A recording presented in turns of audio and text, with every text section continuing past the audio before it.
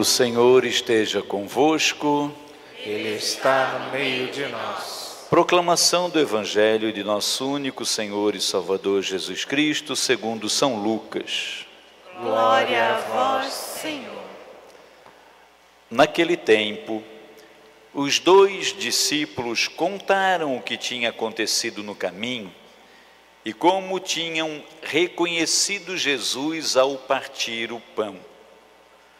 Ainda estavam falando quando o próprio Jesus apareceu no meio deles e lhes disse: a paz esteja convosco. Eles ficaram assustados e cheios de medo, pensando que estavam vendo um fantasma. Mas Jesus disse: por que estáis preocupados e por que tendes dúvidas no coração? Vede minhas mãos e meus pés, sou eu mesmo. Tocai em mim e vede. Um fantasma não tem carne nem ossos, como estáis vendo que eu tenho.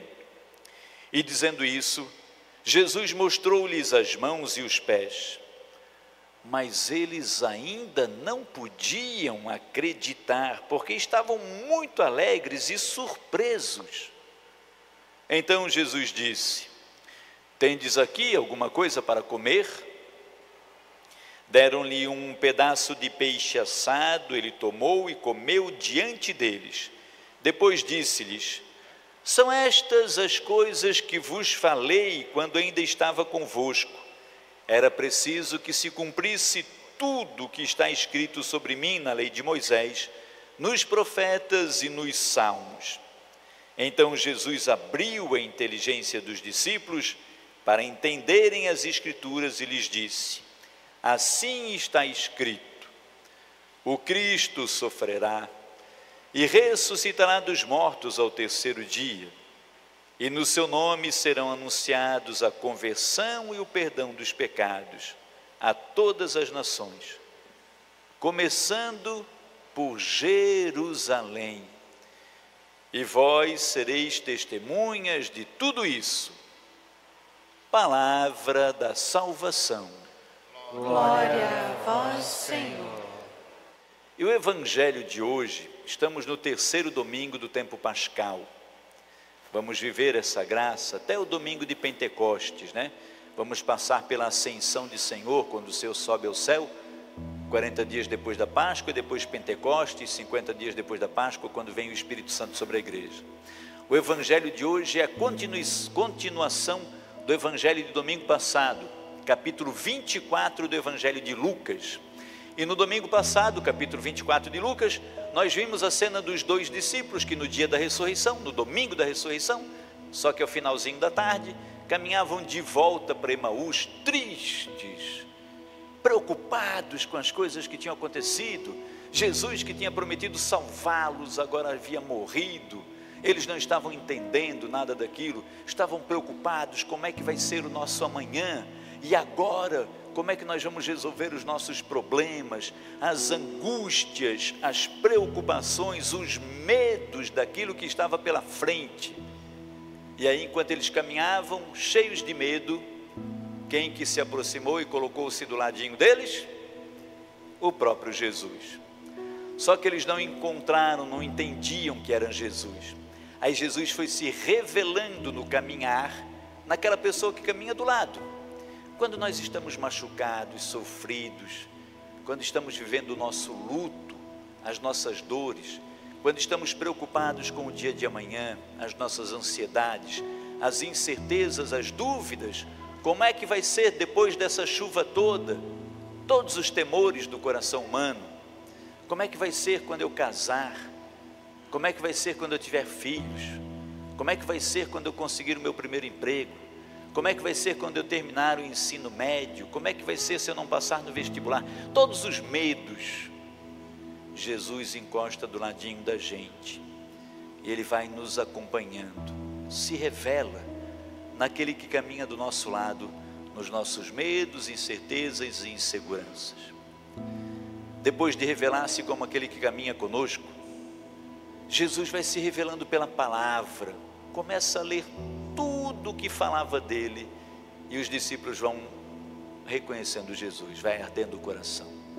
E depois, eles reconhecem Jesus quando Jesus parte o pão, no partir do pão.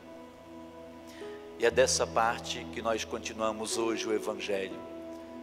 Capítulo 24 de Lucas, versículos 30 e poucos para frente. Aqueles dois discípulos saem e contam para todo mundo e vão testemunhar como eles conheceram Jesus pelo caminho. E aí, quando eles estão contando como conheceram Jesus pelo caminho, quando eles estão dando testemunho do encontro que eles tiveram com Jesus no caminho, o próprio Jesus de novo começa a andar do ladinho deles. E qual que é a primeira coisa que Jesus diz para eles? A paz esteja convosco. O primeiro anúncio que Jesus Cristo faz depois de ressuscitado é o anúncio da paz. Mas a presença de Jesus é naqueles que estão testemunhando. Eles estão dizendo para todos como foi que eles conheceram Jesus no caminho, como foi que eles identificaram Jesus. Jesus se coloca no meio deles e começa a lembrar das coisas, e aí no finalzinho Jesus diz para eles, Jesus faz um pedido, filhos, que para aqueles homens era um pedido praticamente impossível de ser realizado. Jesus diz para eles, vocês serão testemunhas de tudo isso, e vocês devem começar, e ele diz o nome da cidade que eles deviam começar. Qual que foi a cidade que Jesus pediu para eles começarem? Qual cidade? Olha que bênção, vocês estão mais ligados que a galerinha da manhã, viu? A galerinha da manhã eu perguntei, e a galerinha não soube dizer que era Jerusalém. A galera da noite está mais esperta, a partir da cidade de Jerusalém. Só que a cidade de Jerusalém foi onde aconteceu tudo aquilo. A cidade de Jerusalém foi onde prenderam e mataram Jesus e torturaram Jesus, porque Jesus estava falando do reino. Agora Jesus pede que eles testemunhem tudo isso, começando justamente por Jerusalém, a cidade que persegue e que quer matar aqueles que seguem o caminho que é Jesus. Se Jesus pedisse isso para mim, eu ia morrer de medo. Eu ia dizer, não, Jesus, não dá para começar em São José, não, tem que ser em Jerusalém mesmo. Não dá para ser em Barreiros City. Não, tem que ser em Jerusalém. Veja, filhos, eu e você somos as testemunhas dessa bênção hoje. O que Jesus pede? Que a gente também faça como os discípulos, que a gente dê testemunho de como nós encontramos Jesus pelo caminho. O caminho de Emaús é o caminho da nossa vida. Desde que você foi batizado, desde que alguém ensinou para você as primeiras orações, desde que você fez a primeira experiência do amor de Deus na sua vida. Quando eu fiz a primeira experiência de Deus na minha vida, eu já era um jovenzinho, já estava começando a cair os meus lindos cabelos. Eu tinha cabelos até abaixo do ombro, Fatiminha, aqui ó, encaracolados, parecia o Elvis Presley, não morreu. Começou a cair os meus cabelos e eu fiz a experiência de Deus num retiro. Quando que você fez a experiência de Deus na tua vida? Quando foi que você começou a viver a graça de ser de Deus? É a partir desse momento que os discípulos eles começam a testemunhar a partir do momento que encontraram Jesus. Começam a dar testemunho de como foi encontrar Jesus, como foi viver com Jesus. E eles já não tinham mais medo de anunciar a partir de Jerusalém. Olha o que acontece na primeira leitura dos Atos dos Apóstolos. Naqueles dias, diz assim, que são aqueles dias da ressurreição, os dias que estão ali ao redor da ressurreição de Jesus Cristo. Naqueles dias, Pedro se dirigiu ao povo dizendo, o Deus de Abraão, o Deus de Isaac, o Deus de Jacó, o Deus dos nossos antepassados, glorificou o seu servo Jesus. Mas vocês o entregaram e o rejeitaram diante de Pilatos, que estava decidido a soltá-lo. Pilatos queria matar Jesus, filhos? Não. Quando ele interrogou Jesus, o que ele diz no Evangelho? Não encontro neste homem crime algum, mal algum. Pilatos não via motivo para crucificar Jesus, para prender Jesus. A esposa de Pilatos tinha tido aquele sonho né? E tinha visto, olha, e falou para o marido dele: não mancha a tua mão no sangue desse inocente. E aí Pilatos pensou assim: já sei o que eu vou fazer. Eu vou trazer um bandido, um criminoso, um corrupto, um assassino, vou colocar aqui e peço para o povo escolher. O povo, claro, vai escolher Jesus e vai mandar ficar preso e matar o Barrabás. Aí ele trouxe o Barrabás e trouxe Jesus e pediu para o povo: vocês podem escolher, aqui está Barrabás, um assassino, um corrupto, um ladrão conhecido, e aqui está Jesus, que eu não encontrei crime nenhum nele. Quem que vocês escolhem? Quem foi que o povo escolheu, filhos queridos? Barrabás. Hoje, meus amores, hoje, 2024, nós não temos mais um Pilatos, um reizão poderoso, que nos coloca diante dessa dúvida, mas a vida nos coloca, o mundo. O Pilatos hoje que quer lavar as mãos é o mundo, é o tempo cronológico que nós vivemos, é o Cronos, são as situações do dia a dia, e todos os dias o mundo, o Cronos, o tempo pergunta: você quer Jesus ou quer Barrabás? E nós temos que fazer a nossa escolha. Todos os dias, diante dessa dúvida, nós precisamos escolher. Você quer Jesus da fidelidade ou quer Barrabás da traição?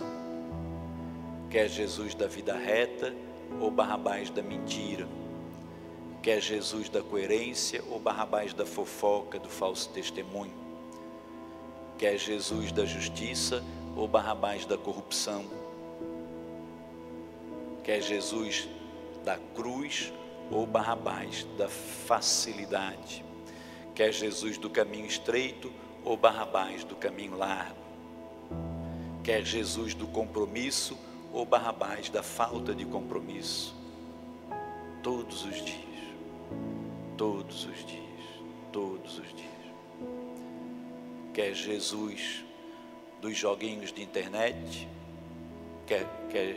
Quer Jesus da vida de retidão, de oração, de leitura e saudáveis, ou Barrabás dos joguinhos de internet, da pornografia fácil na palma da mão? Quer Jesus da oferta do sacrifício de louvor, ou Barrabás que não precisa de Deus? Todos os dias o mundo coloca isso diante de nós. Aqueles discípulos saíram para testemunhar, e diante das pessoas eles levaram as pessoas a esse questionamento. Eles diziam para aquelas pessoas que estavam escutando eles: vocês podiam ter libertado Jesus, mas vocês decidiram preferir Barrabás. Mataram o autor da vida, mas mesmo assim Deus tirou proveito desse momento. Deus cumpriu o que havia anunciado pela boca dos profetas. Agora o que ele pede: arrependei-vos, convertei-vos, para que os pecados de vocês todos sejam perdoados. Na segunda leitura, que é a carta que São João escreve, a primeira carta de João, ele diz assim: Jesus é a vítima pelos nossos pecados. Para saber que o conhecemos, vejamos se guardamos os seus mandamentos. Jesus se entregou por amor de nós. Para saber que o conhecemos, vejamos se guardamos os mandamentos. Quem diz eu conheço a Deus, mas não guarda os seus mandamentos, é mentiroso. Quem diz que conhece a Deus, que é amor, mas não guarda os mandamentos, é mentiroso. Aquele, porém, que guarda a palavra de Deus e o amor de Deus, será plenamente realizado. Veja, filhos, quando Jesus pede para a gente assim, que você seja testemunho de todas essas coisas, eu quero encerrar só fazendo a gente pensar numa coisinha, né? De manhã eu lembrei disso na hora da homilia e foi muito interessante. Foi uma lembrança daquele momento, mas eu trago agora também, porque os discípulos, eles estão testemunhando Jesus, testemunhando numa Jerusalém que havia acabado de matar Jesus.